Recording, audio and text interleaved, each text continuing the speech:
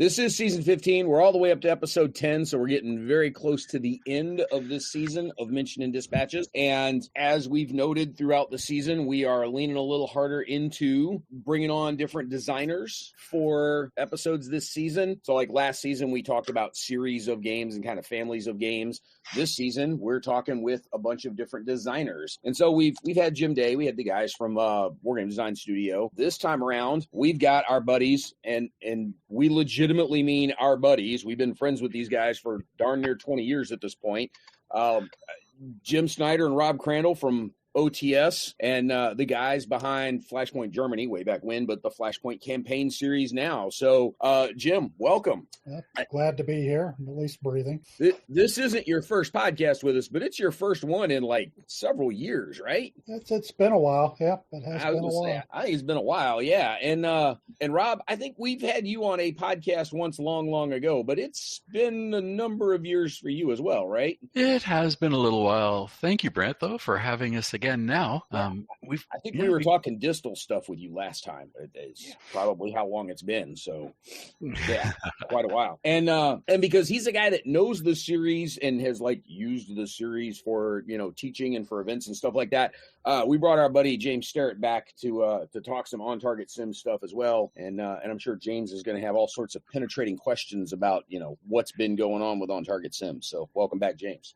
Thank you. And I'm required to note that I'm an Army civilian, and nothing that I say on this show should be construed as the views of the Army or the U.S. government on anything. And if you try to, you will be mocked. Yes.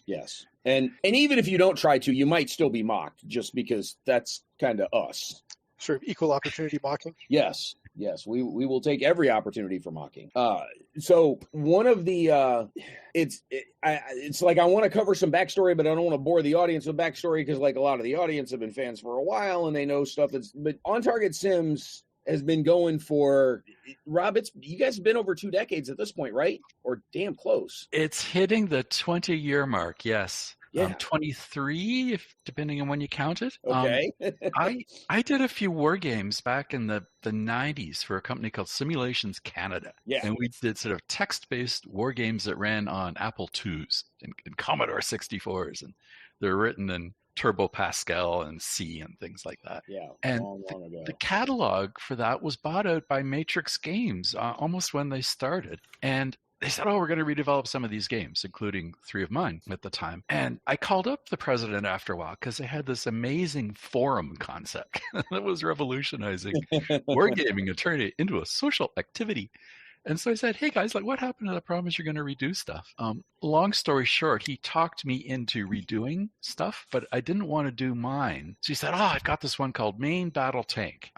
It's set in Germany. It's a hypothetical NATO Warsaw Pact tactical game and had been created to teach young officers kind of the chaos and confusion of the battlefield. So it wasn't a chess game. It was a lot of hidden movement, a lot of fog of war, and a lot of sort of partial C3 so that, you would get partial reports from your subunit saying, I'm under attack. And you might send out an order and it would get corrupted halfway through.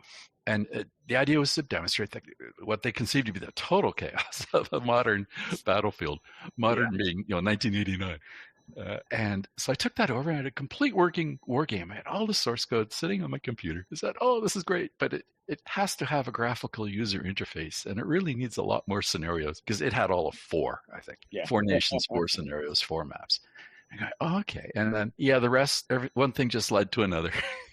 And it consistently it's a whole new game. It's totally different, yes. And there's no main battle tank code in there, but I still think of that from time to time. I still have it somewhere on my hard drive.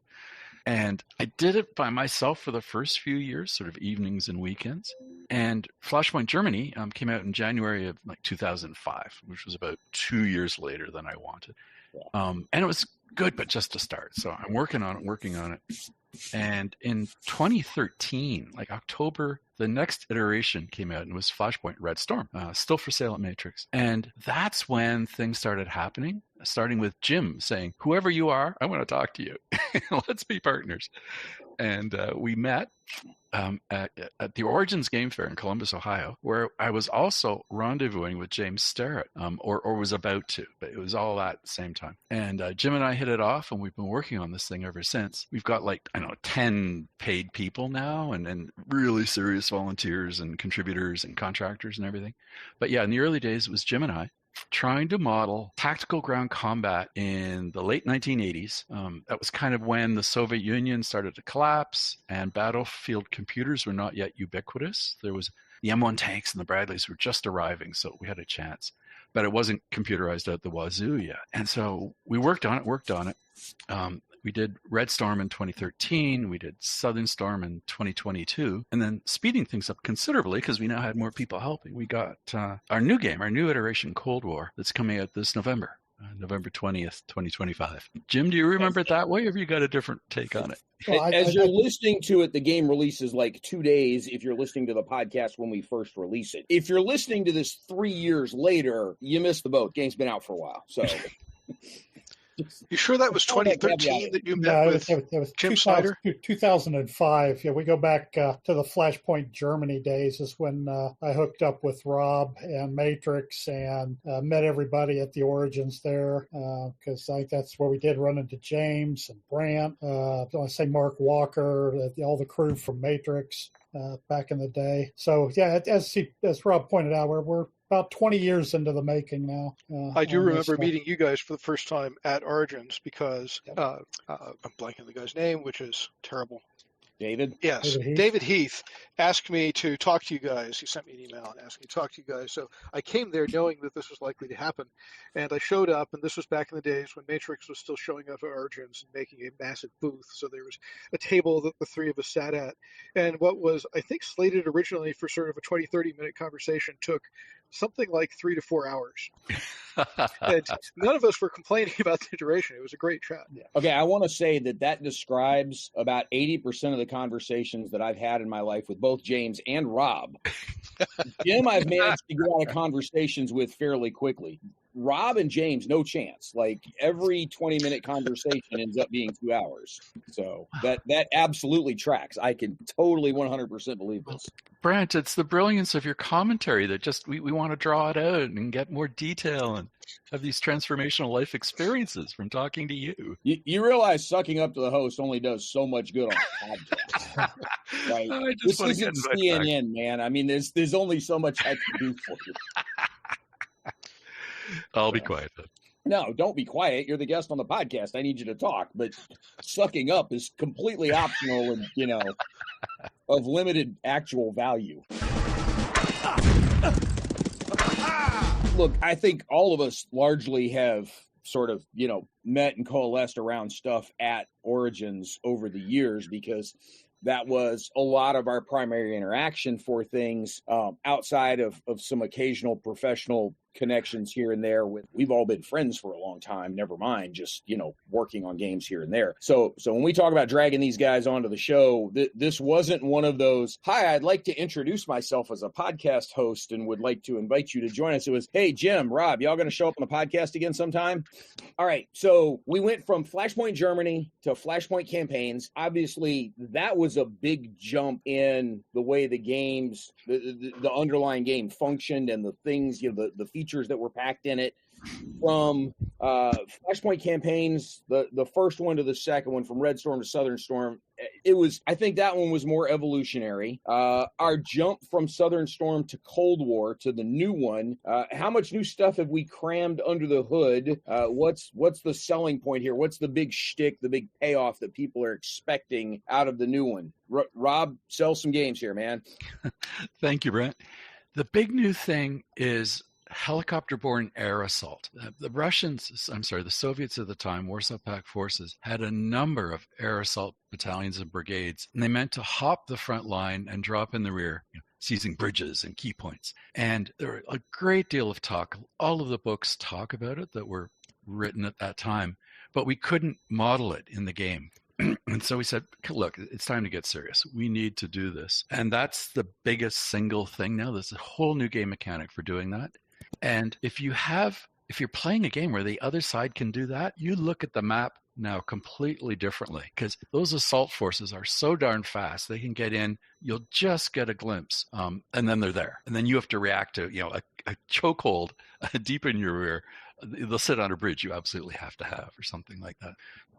I should mention this is a tactical war game, ground combat, high intensity. It assumes that the Cold War went hot, as they say, in July of 1989, and that the Warsaw Pact is attacking all across the inter-German border.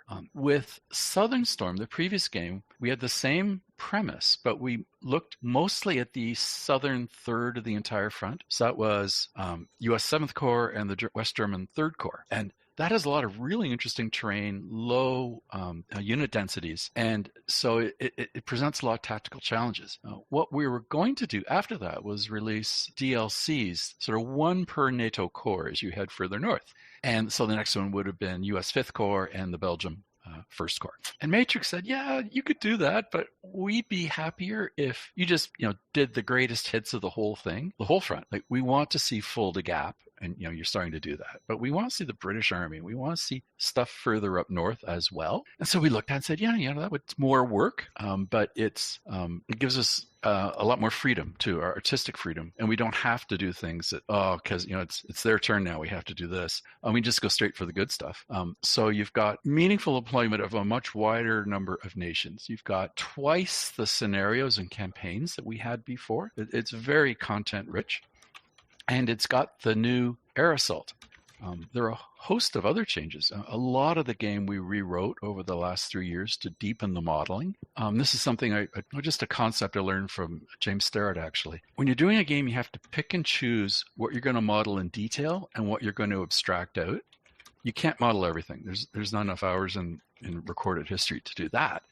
But you pick the things that are important and then have this concept of selective fidelity. So if something really matters to you model it properly. Otherwise, okay, design for effect. Like just get us in the ballpark, but don't bog down the players. And so we did a lot more modeling and deepening the models that we were using almost across the board. Everything from the AI to the movement to the firing game mechanics. A second goal, though, and this was a separate partner in our team, he said that the game has to be playable, and ideally no more complicated than Red Storm was. And so even though we've deepened things and given you lots of bells and whistles and you can dig into the selective fidelity part, you don't have to, especially when you're just starting.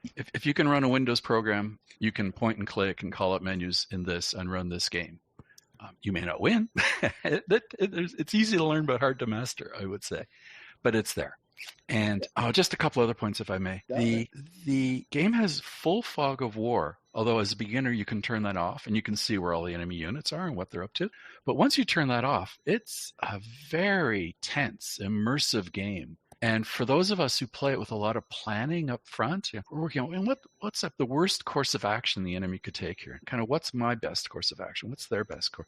You start to think and you start to look at the map in a new way. And we have a host of tools for visualizing the lay of the land and what the ranges are and what's hidden and what's not should they come into view. If they're coming down this road, not that road. Oh, okay.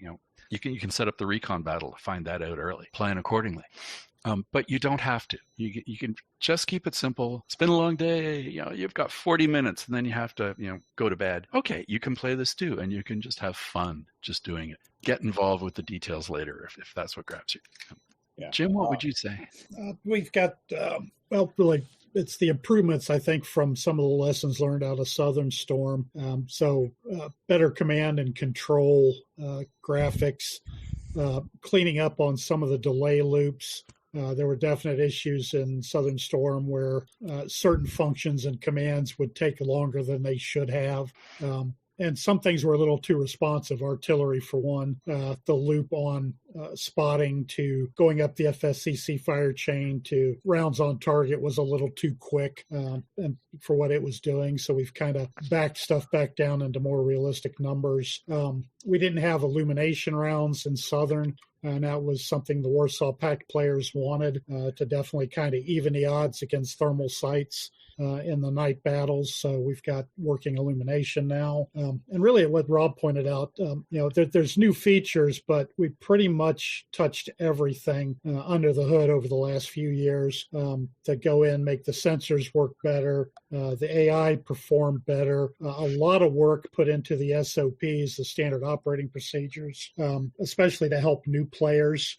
We've got presets for SOPs. So now you can say, okay, I want to move a tank unit. I can go look at tank specific SOPs and kind of match that up to my mission. And we've done a lot of work to make sure those presets will get you a decent outcome for a beginning player. And then as you learn certain things and learn key elements of those SOPs, you can go in and fine tune them. And like Rob said, you can start really digging down deeper and deeper, as deep as you want to go into some of this stuff, setting things up. Now, some people have always wanted, well, I want to be able to tell this unit to only shoot this type of person at this distance. Are we going to give the player that? No. You're not in the tank. You're not the infantry squad on the ground. You've given them a basic orders and a basic, stance on how to carry things out. And that's kind of what we want. The little pixel troops, they've got to do their thing, but they're going to make mistakes. They're going to get pushed and fall back. They're going to surrender at times. It's the battlefield. And you as the commander, you've got to play that lead role. And yes, you do kind of push down a little bit into the lower levels by setting where things go and how they act. But again, you're not driving the tank. You're not shooting the gun. And I think that's where the game kind of really excels in putting you in that commander role.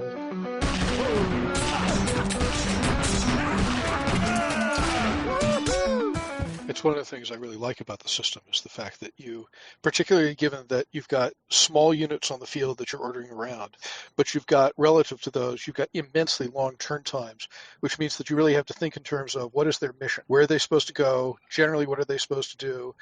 And as you said, give them the parameters of the order, and then you're stuck while it runs through the next 15, 20, 30 minutes.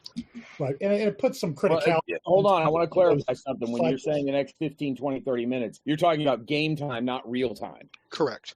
Right. Well, I just want to make sure that, the audience that may not be familiar with it isn't thinking, oh, shit, I got to sit there and watch the screen for 30 minutes. Like, that's not what we're talking about. So being even more clear, many, particularly if you're on the NATO side, the U.S. blue, whatever you want to call it side, the units you're ordering around are typically platoons, which are fairly small for running through a 20-minute turn. You could give them an order, and they're out of contact at the beginning, and conceivably they could be destroyed before you next get a chance to influence the game by putting in an order. But that, as I said, that forces you to think ahead. Yeah.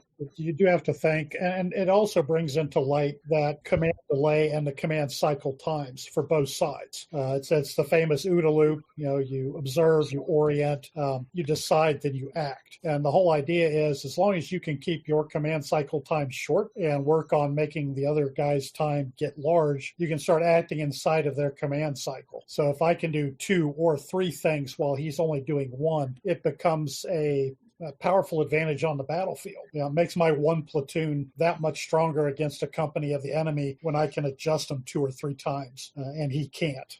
One of the things I was going to ping you with today is, where did that model come from? When did you introduce it? How did you develop it? How's it changed over time? I'll throw that to Rob.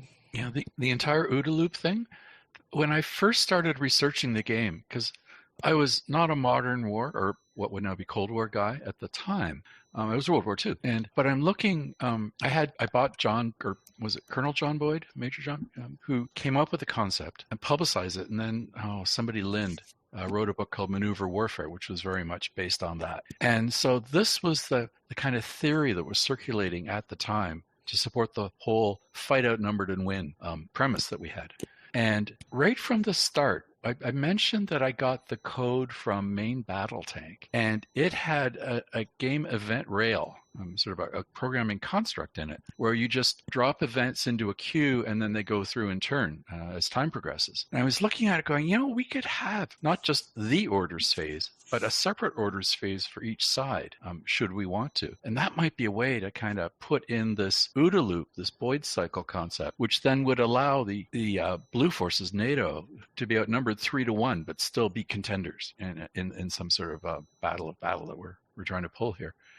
And so really that was almost a day one thing. That was, if sort of allowed as a starting designer 3 to 5 big things that you want to really kind of illustrate and focus on in your game. The OODA loop was one. Another one was just the different movement factors and qualities. You can have tanks and infantry all moving down a road, but if they move at different speeds, you get a mess. Everything turns into a traffic jam. And synchronizing the movement of troops on a modern battlefield is not easy. It's a distinct challenge, I believe. And then you have airstrikes and artillery fire, and you have to start keeping track of everything.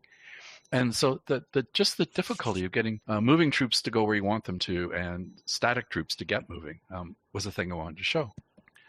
Something else that came along later was meaningful staff reports. And I got this from the Origins crowd where James ran exercising using early versions of the game. And a lot of ex-military guys would be playing, and they'd be sort of role-playing staff officers all on the same side. And they'd look at the game. We had maps spread out. They were supposed to play from the maps, but a computer screen that dominated Brant's whole area would be up, and we'd be some like the intel side and everything would be watching that. And I wasn't looking at the screen. I was looking at their faces. I was going, are they understanding? Are they seeing the important things? It was user testing and extremely valuable to see what they got and what they didn't. And then we'd go home and start writing, okay, well, if we do a report that shows, so the current situation report. And if we show another one that shows like the vehicle silhouettes in a report of the enemy. And we have an intelligence map where we draw goose eggs and things. And we say, okay, well, this is where we think the enemy is. And these are the spotting reports that we've got so far. So you can say, yeah, the tanks are here. And these telltale recon vehicles are over here. And so you're not kind of playing a real-time strategy game. You're thinking, you're looking, you're going, I know I saw a recon unit over on that right edge. But where? Well, there's a report that tells you. And all of that kind of comes together so you can form sort of an operational concept of what's happening. And really with almost minimal clues, I would say, in the early stages of the game, with full fog of war, you're starting to pick out, you're expecting them to come down maybe 3 different high-speed corridors. And so you position some units accordingly. And bingo, you start getting glimpses of the enemy at a sufficient range that you can then do something with these orders that take 15 or 20 minutes to implement. And get your guys in the right position to defend in time. Or if you're playing them from the other side, to bypass them, get around them in time. So it creates a tremendous immersion factor and engagement factor. And I know every game claims that, but yeah, we have people telling us, yeah, it was so absorbing. We don't, one more turn, the classic one more turn thing. Yeah. We've tried very hard to keep that and and not mess that up. And that's the holy grail, is the one more turn thing. James, it almost sounds like they were paying attention when I was given the talks about, here's how to do your intel analysis, your IPB, and most dangerous versus, most likely courses of action.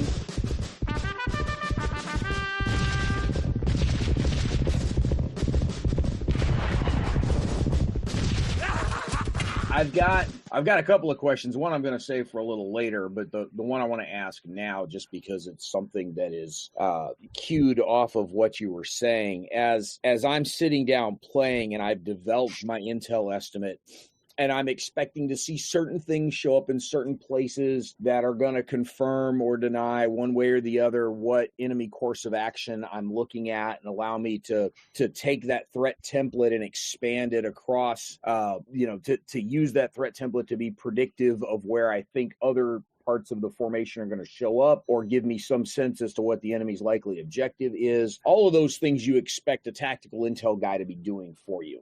When I'm a solo player against the AI, I think there's a reasonable expectation that you guys have built the AI, whether the AI is red or blue, is east or west.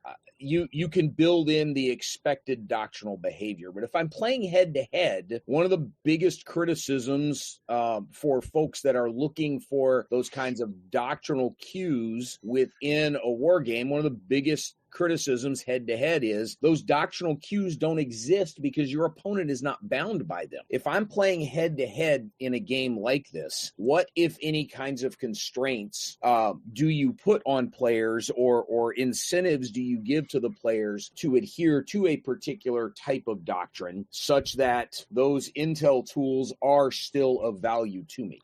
Let me try that, and then Jim can correct my errors.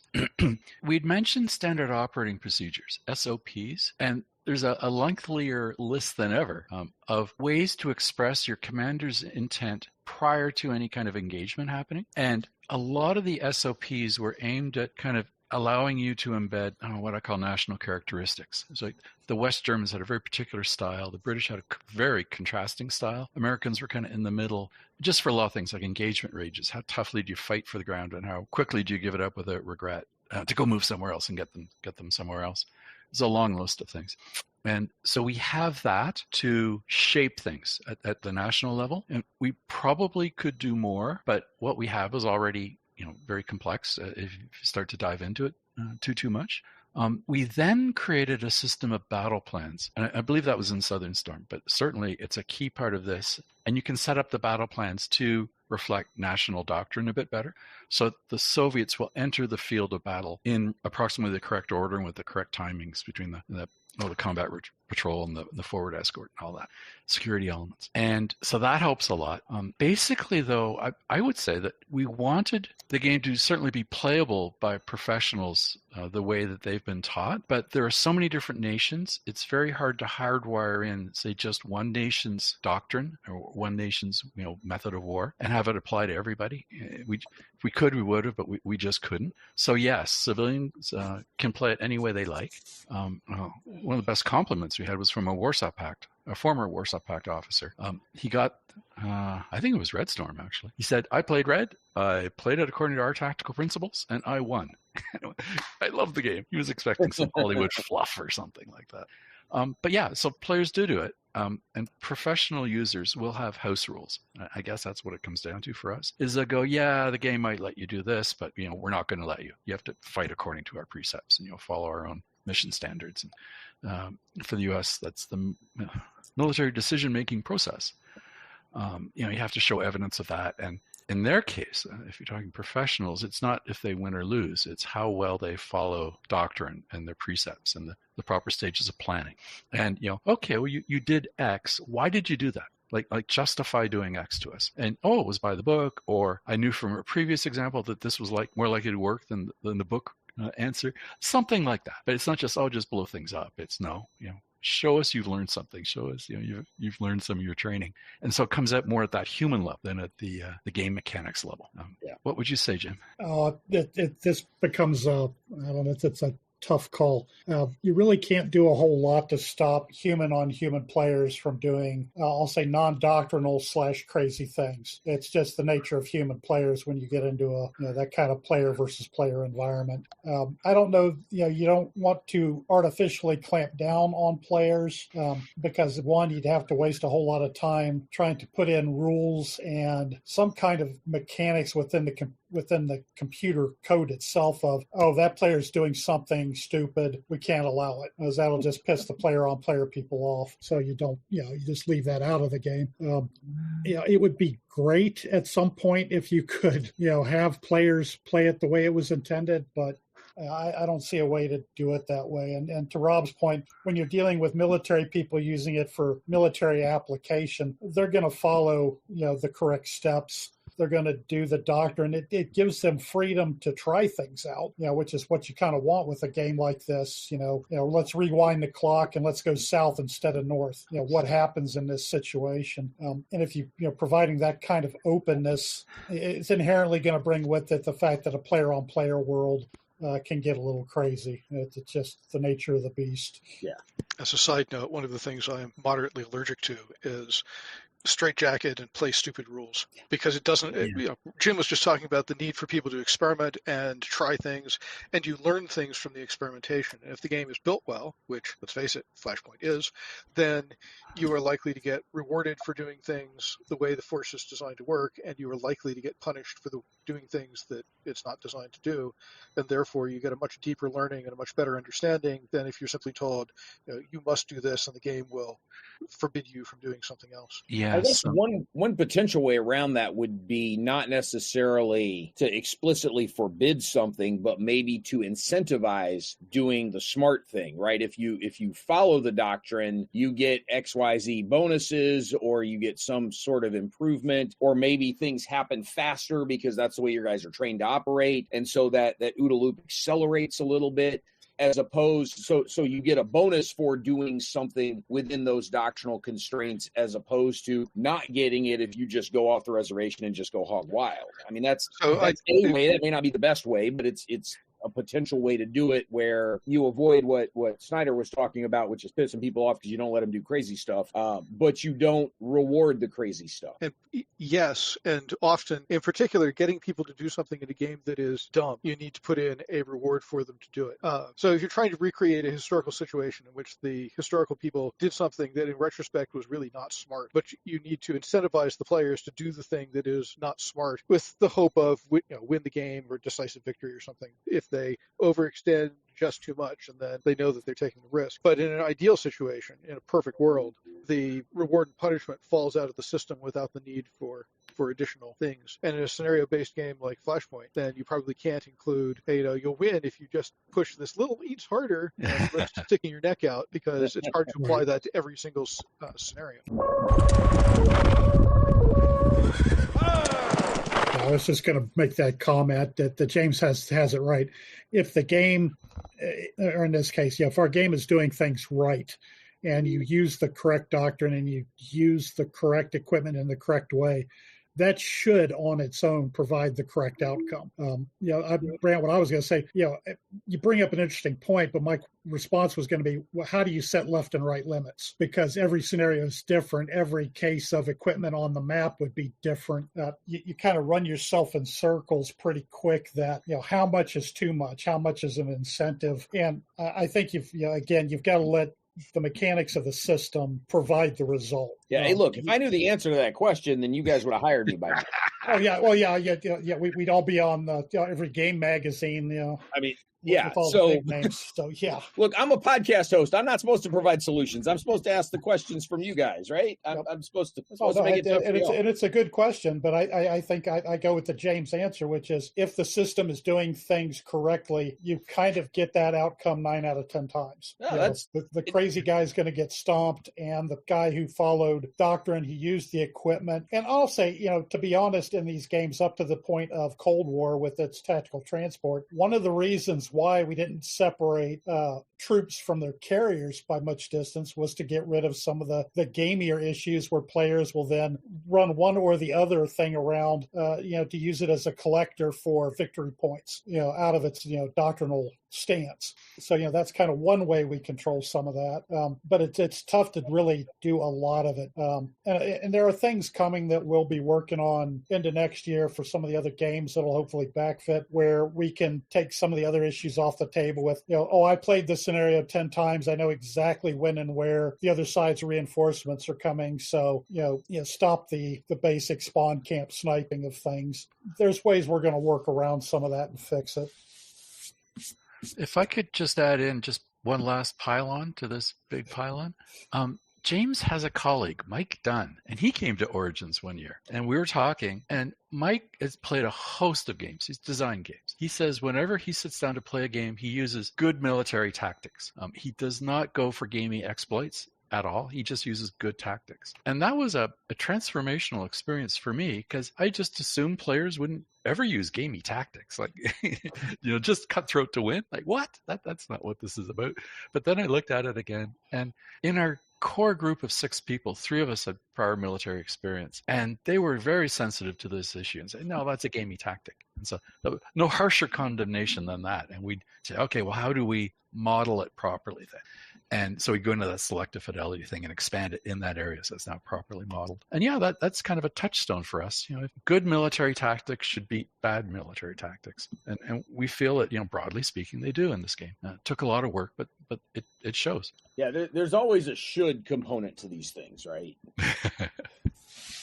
Should is everybody's favorite word around these things. So, yeah.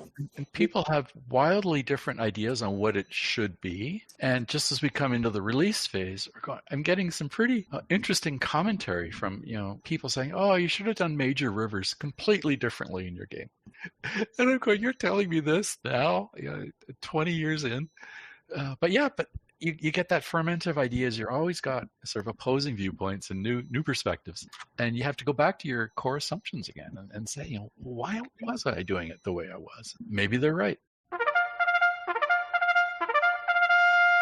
Season 15 of Mentioned in Dispatches is graciously supported by all of our Patreon members, but especially our regimental patrons who supported us at the top level. The Armchair Dragoons would like to thank Miles R., James M., Kevin Bertrand, Catastrophe Games, Fred and his dog, Joseph Knorr, Patrick Garrity, Michael Sunborg, Stagger Wing, and Paul LaFontaine. Wargaming is our jam, and they help us spread it. You too can support the Regiment of Strategy Gaming as a Patreon supporter at patreon.com/armchairdragoons. Jim will smile because during a long period during the Red Storm years, we had a lot of people write to us saying, I was in the Army then, and I was in this unit. And I think you can improve your game by doing X. One guy, for example, artillery, gave us a brilliant 2-page summary of how scatterable mines, FASTCAM, works in real life. Yep. And we use that. That's fantastic.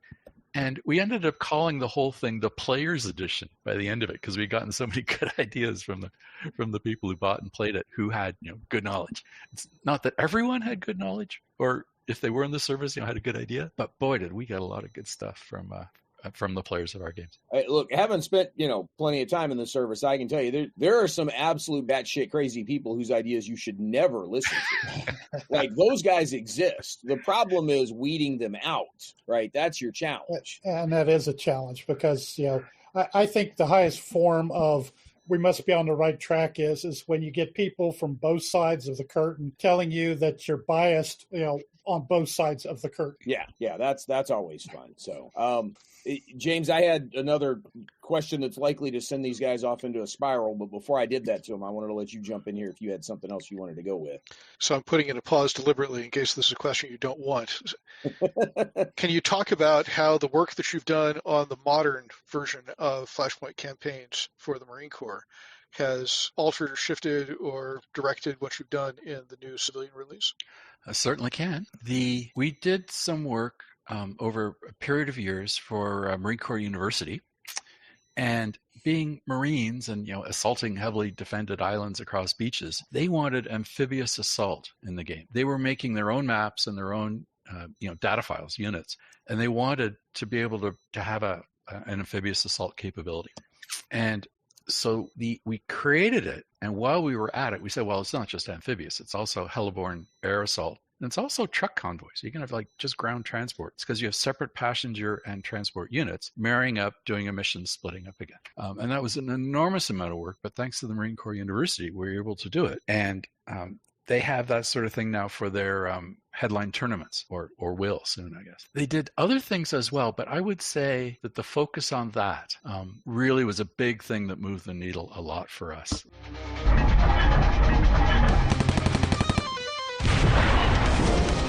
Are you able to talk about what I'm really driving at is, have you done things that make it really modern war, or was that not in the Marine Corps, the current version? And if that's a question. I would say it did not make it modern war per se, but we've hooked up with a different design group who shall remain nameless for the moment, but there will be a modern war Flashpoint in our future someday. And these are our professionals. And they say, okay, here are the things the game really needs. And so we have a short list of 3 that will make it much more modern war friendly. It's a bit like building a house and they say, oh, can you make it a 3-story house? You just lift up the 2 stories you've gotten out of basement or a main floor. Oh, let's lift it up and let's add 5 more stories. You're going, well, if I'd known what you wanted to start with, I would have built the foundation out. We have to make huge data model changes to accommodate these things. But yeah, we've never been more excited about what we're working on. This is not the time to talk about all that, but hopefully Brent will invite us back when it is time. We'll tell you all about the modern war stuff. And there's sort of there's a somewhat unfair knock-on question. When I'm in the oral exam stage with my master's students, I will also often ask them to redesign their game for something somewhat out of the ordinary, outside its primary thing. So how would you use the engine you've got, or what would you change in order to model Napoleonic warfare, tactical warfare? That would be so much fun and so much easier. We have a guy that really wants to do World War II just because it's so much easier. A lot of our design is data-driven, so that Jim's spreadsheets have all kinds of stuff that we would simply take out if we were doing a Napoleonic. We'd have very simple, types of units. The game scale, 500 meters a hex. We'd have to figure it out. But yeah, we could do that, and probably put more emphasis on sort of transmission of orders on horseback. So it really does take, a while for you send out a pair of couriers. It really does take them 15 or 20 minutes to get where they're going and connect with the right person. So we'd want to model that in more detail. But beyond that, it's mostly stuff we would take out and just have simpler, easier lives. Would you say that, Jim? I'd say yes. There's some of that. Now, of course, some of the additional modeling of what exists time frame would have to tighten up. We go from where small arms, rifles, pistols, and some of the cannons are kind of on the low end scale and kind of abstracted to, they now become the tank guns of our setup. So they would be modeled a lot tighter. You'd have to pick up the fidelity on that. And we've had discussions in this area of what we would like to do with a Kriegspiel model. And I think the biggest amount of work for us would be is you need that kind of many-on-many player capability for that.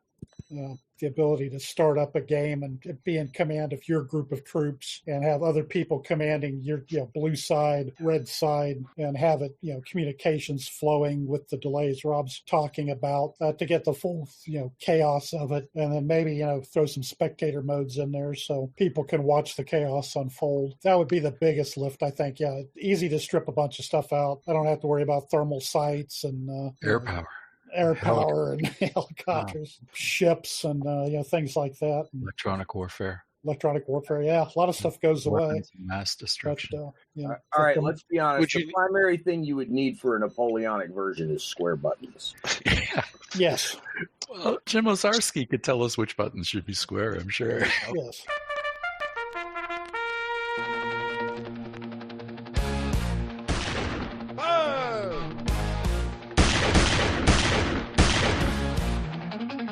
So would you need to model blue on blue, flag of war against blue? My inability to see what I can't personally see from my horse. All right, you just stole my question. That's where I was going to go.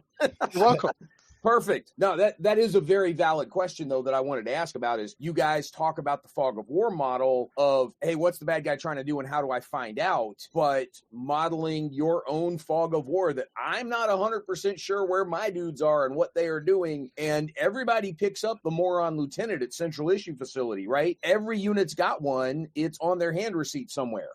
And so, like, how do you account for those guys? Yeah, I think we could actually extend the engine quite easily for blue on blue fog of war because we spend a lot of time working out line of sights, and there is a unit that represents you, the Supreme Commander, on the map. And so we could put in a layer that say, if you don't have eyes on, you only get an approximate indicator. We think that Derlan's Corps is over here, but we can't actually be sure of that. So when I'm over here and I get a message from Brant talking about what he's doing at the other half of the map, the other corner of the map, how do I represent what I think I know? We have lots of reports, and so you simply go through and see. They're all time stamped. You say the latest I heard from Brant over there was an hour and a half ago, and this is what he said he was doing, and that's my information. I want to make this game. Yeah, Jim, can we stop what we're doing and do this instead? Well, there's some of this, talking about friendly fog of war. We've had these discussions probably over the last few years within the team on, just exactly where is the break of that between a commercial product that people will enjoy, I'll put the air quotes fun, versus what's realistic that needs to be out on the modern battlefield for, hey, there's a jammer and I've just lost, C Company on the net. So in our game terms, when you're looking at the map, there should be a set of counters on the map, but they're stuck there because that's the last time you knew exactly where they were, or maybe they fade over time until there's a new report. Same thing could be with if there's combat, instead of being fairly specific about unit losses, now it's, hidden till later or, over or underreported. So we get the famous, hey, they killed 8 of the 4 SAMs that are out there type of reporting. I still love that to this day, James. That was a beautiful, beautiful thing. We've got that on video. I know. It's good stuff. But things that if the professional customer comes and says, look, I really need this blue on blue friction, it would be something we would add in and figure out how to dilute it down into the player game for commercial side. It's just, where does fun meet reality for people? And granted, it could be an option you turn on and off. but it's there, and you would definitely need it if you go to basically back in time. So World War II or into Napoleonics, it becomes a bigger piece and a more realistic piece that would have to be there. 80s up to now, modern times, other than dedicated EW and jamming and some spoofing activities, a little tougher to lose track of people on the modern battlefield. Not impossible. Let's go! As we start to get a little closer towards the end of the conversation here, the whole idea of the modern battlefield is one that I'm definitely interested in. And I think all of you have heard this at various times over the years, and certainly the audience has as well. And again, with us all knowing each other for damn near 2 decades now, my argument has only gotten more more on point as the years have gone by. But in, the original game is set in 88-ish, right? 40 years before that, you were talking the Korean War with almost World War II-like forces at the start of that conflict. Roll forward 40 years to get us to where we are now, and people see M1 tanks from the 1980s. They see M1 tanks now, and they go, "Oh, it's the same game." When clearly it's not. I mean, there's been a lot that has changed over the last 40 years. That it's not just M1 tanks then, M1 tanks now. We're doing the same thing. This has been sort of a personal crusade of Brandt's over the last few years. That modern today is not the same thing as what we're looking at from Cold War Goes Hot. No. That said, over the last 3 or 4 years, there have been even way more changes than there probably were in the 35 years in between, with some of the very real world lessons we're seeing on the battlefield somewhere like Ukraine right now. Are you guys, as you're spinning forward towards something modern, how easy or hard is it to now incorporate drone warfare, to incorporate the use of targeting civilian technologies, right? Every troop's running around the front with a cell phone, but those now give off signatures that are potentially targetable. The idea of varying levels of morale and troop quality depending on whether these are like penal battalions literally recruited out of prisons or African mercenaries hired on the cheap to, throw on a Russian uniform and go attack. Like how much work are we looking at to make this truly, like, air quotes, modern versus, Cold War Goes Hot from 40 years ago? You kind of answered the question yourself. It's a large gap, and it's evolving. And I think part of the trick is how you frame the current activities and the intensity of those activities as to, let's say, if it becomes a NATO Russian type of deal, what's the intensity level? Right now things are, I will say, amazingly slow in the Ukraine. It's not a Cold War gone hot type of thing. You're not clashing, hundreds of tanks and aircraft. We throw a couple things here, a couple things there. There may be movements of troops that are fairly sizable, but then it slows down and becomes, pretty much a trench warfare fight with pretty much drones everywhere. Some of the shots you see of all the fiber optics glistening off the fields is insane. Roads covered with nets to keep the FPV drones off of them. Tanks that look like they're basically moving, almost moving forts of the 1800s with the sticks and spikes and nets, and God knows how they see out of them, and I guess they don't. It's weird, and we're having to deal with a lot of that. We definitely have to improve a number of models, and we are going to expand on our models to cover drone warfare across all its phases, and that's everything from something that Joe Soldier throws up in the air to overhead, high altitude, long endurance. And the other piece of the puzzle that you kind of skipped over in your discussion of it is it's just the range of strike now. In the 80s, when you look at an MLRS and think, oh, that's a pretty good stick at 100 kilometers or whatever, it's nothing now. Precision strikes at 5,000 kilometers, which can be vectored in pretty much instantly from some drone on a battlefield. We've got to take into account weapon time, weapon overflight, positions of these off-map assets, and how they affect the tactical battlefield. All that is in the stuff Rob says, we're working on, and it's going to be the big pieces that modern brings to the table.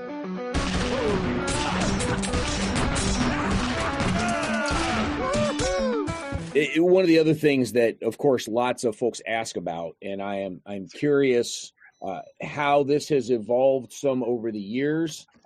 Look, one of the things that we've known is, hey, if you need to make a change to something, call Snyder because he's the guy that's dealing with the database. So if we've got something we want to change, call him. And how much, if at all, does your average user have the ability to potentially mod the game if they wanted to change the lethality of a tank or they wanted to change the identity of a unit? Is there much of a mod interface built in for people to make changes to it? Or is that something you guys have kept pretty tightly locked down? Rob, you want to jump on that, or? What you're describing, Brant, is the perfect way to cheat. So we have extensive modding capabilities, but the scenarios that we ship are locked down. To a degree, and all the data that's stored for a nation, Canada, US, is in a locked Excel file, but you can create your own file and make your own stuff with that. It's not that hard to start hacking into it, and we actually are highly interested in people doing that. Jim has written extensive documentation on all of that, but we stopped short of enabling it for somebody playing a play-by-email game to hack his data so that he automatically wins. We draw the line there. That's probably the sporting thing to do. Yeah, I'll make one clarification there. The data files themselves, they're not locked. We did that way back in Red Storm. Wasn't a great idea. What Rob's pointing to is the scenarios themselves have the data from the game that we produced baked in. Now, you can always make a new version of it, of a scenario with your altered data, but it's going to have to be called something else or it's going to conflict with what we've done. That way you keep people from cheating the system. Now, can people find ways around everything? Of course. But, when you pick your opponents, pick well. That's all I can really say. We go back to the earlier discussion of, some people want to win and they want to win at all costs. So they're going to have their M1 tank with, 75 feet of armor and 20 guns on it and, lasers and whatever else. But it's an open system. You can go crazy. You can go in. We've got documentation. You can do modified data. You can build your own. There's people that have been doing that since the Red Storm days. There's Southern Storm folks doing it. The professional folks have done it for their stuff. So it is approachable. You can do your own scenarios. The only piece of the puzzle, and people yell about it, is maps. There's not really a simple map making tool. There, we've got documentation on how to approach it to make your own, and we've had major discussions about it, but there's a lot baked into the way we do our maps to make them as realistic to the ground as a hex grid can get. So it's not the good old days of, throw in a quick and dirty tile map editor and away you go. We're just not that.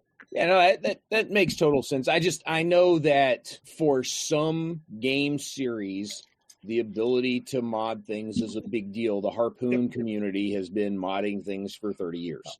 For other games, they are very tightly locked down and no, you're going to play the game we designed, damn it. And so.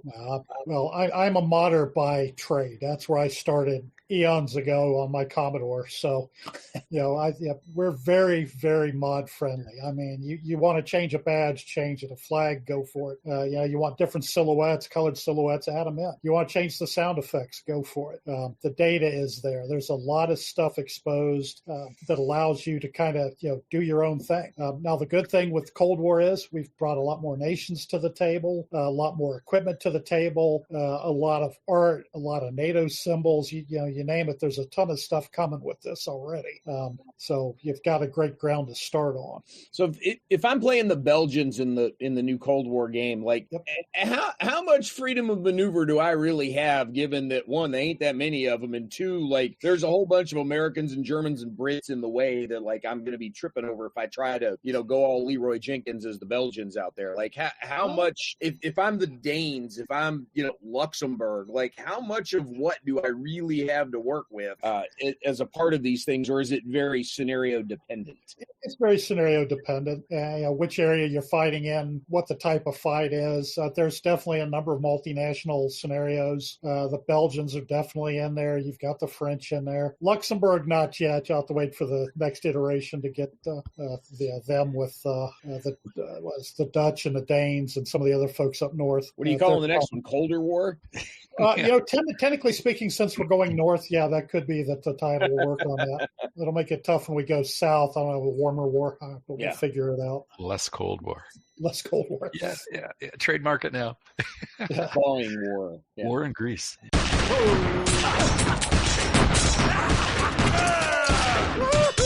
James, what else you got for these guys? James is still on mute. Yeah, James is thinking. Sorry. Because we've hit all the key things you wanted to hit, huh? We have. But one thing that was sort of lurking in the background, do you guys have a favorite scenario? Ooh. I do not. But that's just me. When I put the game up, I'm examining it for faults, and I don't play to enjoy anymore. I just go, okay, too simple. It needs more variety. It needs this, that, bang. Or I'm just testing like the air assault part of it. I like low density scenarios, so like the ones from the very beginning of the war. You can now sort the scenarios by their start date. So you can say, top of the list, here are the ones at the beginning of this war. And A Time to Dance is in there, and that's got a really low unit count. And I really enjoy the purity of that. Every unit you've got counts, and you don't have enough, so you have to make decisions, and you have dilemmas. And the red battle plans are quite different. So you can't count on, oh yeah, I played it 10 times. They always come from this direction. No, that doesn't work at all. And it keeps it fresh. The latest scenario actually we've done is Rendezvous with Destiny, and that's going to be sort of a flagship scenario, and it's the 101st U.S. Airborne Division making an air assault on the Russians. And that one, that took a lot of work to balance and get just right. But the guys who are playing it now, we had over 100 playtesters. Really like that. That's gotten to a nice place. Cool. I'm going to say I really don't have one, unfortunately, at the moment. I've not had a chance to really go through and play a lot of this, being on the heavily entrenched in documentation over the last couple of months, a lot of data work. A Time to Dance was my favorite going back into the Southern Storm days, and I definitely want to play some of these newer ones and hopefully get a chance to stream a few of these newer ones as we go forward after release. So we'll see. So I got 3 more questions for you guys. Oh, great. The first one, all of these are questions. These are oral defensive thesis questions for students. So you often talk about, killing your darlings or murdering your puppies or something in game design. The really cool idea is that you decide you've got to take out. So what's the idea that just didn't work, wasn't programmable, broke the game, whatever, that you regret leaving out of the game the most, even though it just never belonged there? You're touching on so many deeply repressed memories. I'm sorry. I didn't mean to trigger a therapy session for you. You absolutely meant to. That was the whole point of the question. You did it on purpose. Something we wanted to do, because we have a map zoom function. And you can go from about 40%, so you see the whole map at once, and you can go past 100% to 140%. And something Jim and I really wanted to do was have the unit graphics change depending on the zoom level. So if you're fully zoomed in, you see platoons and companies, and as you start to zoom out, you see companies and battalions, say. And if you zoom all the way out, it's just a brigade marker, perhaps, something like that. And I just couldn't figure it out. And I tried a couple times. And I just the rest is history. It's not in there. I would love to do that, but I couldn't do it. Jim, you got one, or shall I plow on to question the next? I like that one. That's there's always a bunch of little things that never quite make it in that you would want. And there are some things that we definitely kept out of the game, and I'll go with that, which is civilians. It's a commercial game. You don't really, even though if you're playing it and you're dropping artillery on cities and this and that, there's going to be civilian casualties, but to physically have them on the map, not great for a commercial game. So they're not there. So I probably would pick that. I know other people have brought, well, why don't you have them? It's like, well, not the best thing to put in a commercial product. It's not a game about war crimes. Right. Yeah, exactly. Yeah, it's abstracted out. Yep. I thought you were going to say, Jim, B-52 bombers, because you put in all the military Air Force hardware. Well, I mean, there's a ton of stuff in there, and if somebody wants to get excited and have it in there, and we got Spectre gunships, and it's expanding. The air model will in the future be a lot better and deeper. It's coming. All right. So your next question is, for each of you, inevitably, you're going to wind up learning a lot of things over the course of this project, over the course of 20 years, right? For each of you, what's the most important thing you've learned? For my part, it was transitioning from a one-man band to a joint effort and giving up editorial control so that everybody owns a piece of the game and everybody has a vested interest, and letting them do their thing. That was really hard to do, but you have to do it because a single person cannot make a war game anymore, I believe. Jim? Oh, I'm going to say from my side, 20 plus years at this is you can't please everybody. Realistically, it's you get a lot of I'll say decent input, and we kind of touched on it earlier that somebody will go, well, hey, I once touched an M1 tank and this thing can put a hole through a battleship at 20 miles. It's like, oh, okay, I get it. Yes, there are certain capabilities, but we got to be bounded somewhere between your reality, the manufacturer's reality, Wikipedia reality, and our reality to make something that's a game that works. So you're not going to please everybody. Some people will like what you do, other people will hate it. You're going to have people that are very vocal on forums. You got to roll with the punches. You can't take every shot at your game personally. I learned that back with the original Red Storm with my ugly artwork for maps. They were called ugly in at least 6 or 7 different languages. You got to let it roll off your back and just kind of stick with the program and, stick with the people around you and, the inputs from people like James and Brant and, other people that we've talked to and trusted for 20 years that, you're on the right path and doing the right thing. But let's be honest, though, compared to where they are now, those maps were kind of ugly. Oh, they were hideous, but they were functional. I'll still stand by that. Those were trees, that's a river, that's ground, But they were ugly, and thank God we got William on board, and we have the beautiful maps we have today with our map team. Well, we had a third-party map editor that made hex maps with tiles, and then you could draw in the rivers and roads and things, and it was totally functional and hugely helped us get going. And I was really disappointed that we couldn't stay with it. Make it prettier, but stay with it and just tell people if you need maps, just buy a copy of this for $25 and make all you like. And instead, we went the other way and had pixel perfect maps that are just amazing now. But you have to be an image scientist basically to create it. We're working on that, by the way. But that's the hardest thing to do, creating new content. There's several people that can do it. We train them, and there's a map toolkit we give them, and then we have a Saturday morning and get them going. But it's not for the faint of heart. I think it's fair to say. Yeah, cartography on its own is a skill. Converting real life cartography into game cartography is hard under the best circumstances. So. It is, yeah. So, for example, we're doing 1989. Well, the road net in Germany has changed enormously. And we had to go back and get the maps from 1989 to properly draw the roads and how big the urban areas were and how big the forests were. You can't just Google it and just, I'm going to do an overlay and I'm done. Still have your third? I still have question 3. And question 3 is similar in that we're looking at the whole 20 years of this project for each of you. What's the thing that you learned about it that surprised you the most?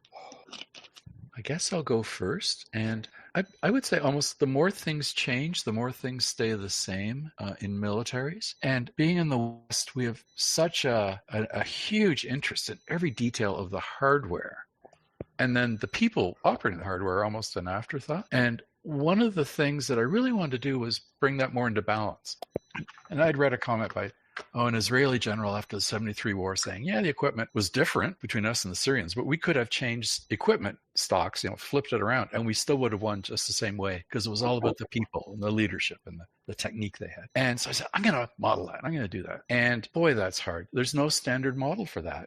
I can make stuff up, but nobody else will take it seriously.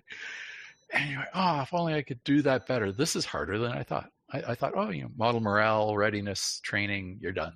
No, it's not like that at all. From my side of it, computer games are not board games. It's a completely different development cycle.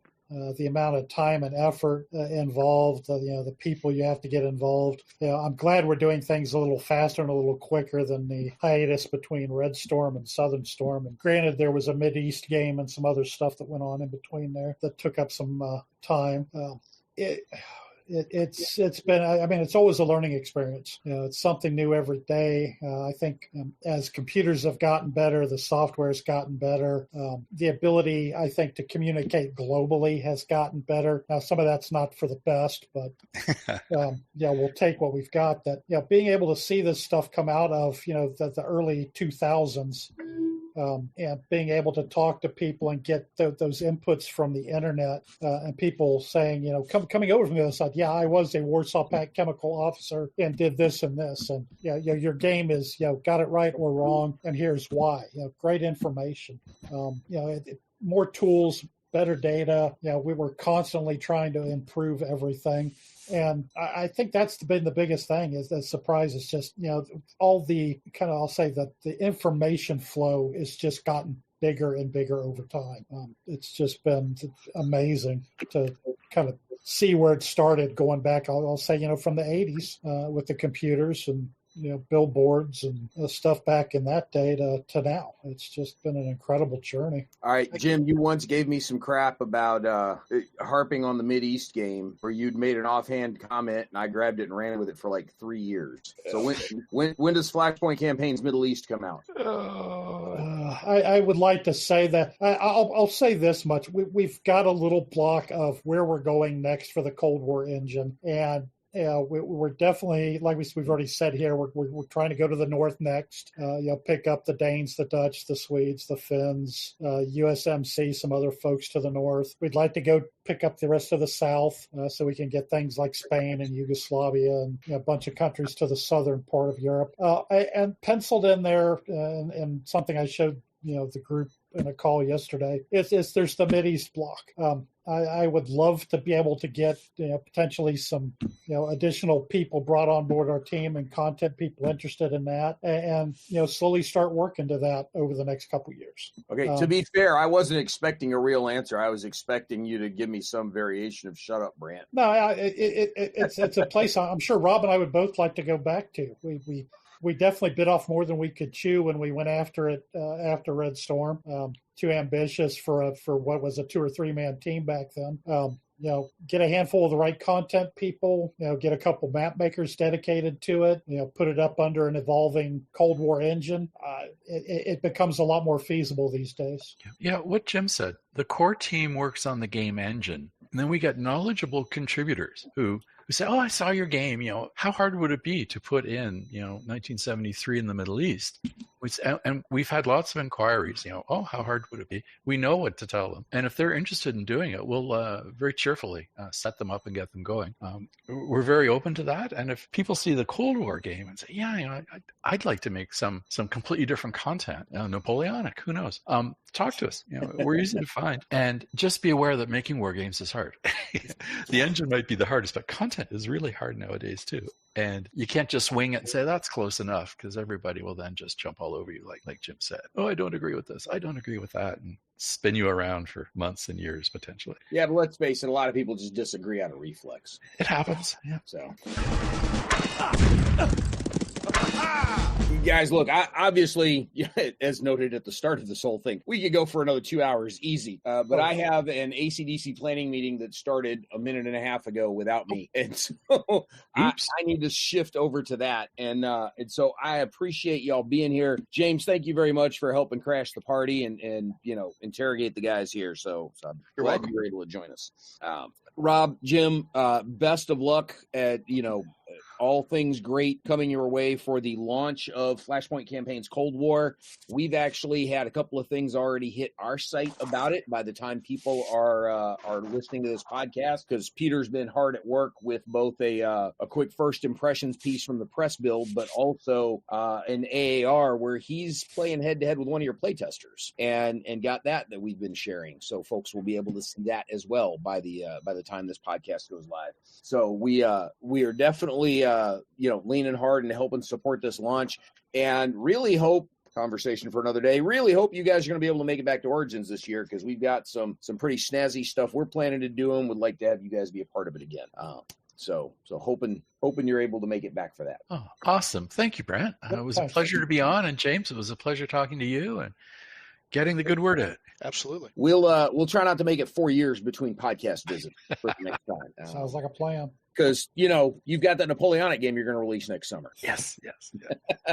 Audience, thank you all very much for joining us. We are almost done with the season.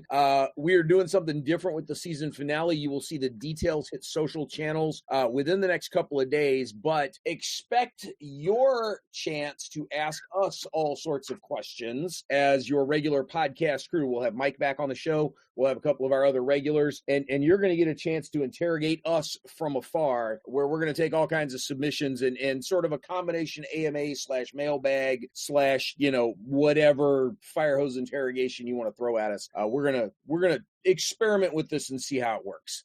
So 2 episodes left for this season, one of which you guys get to steer the ship. We'll catch you next time on another episode of Mission and Dispatches.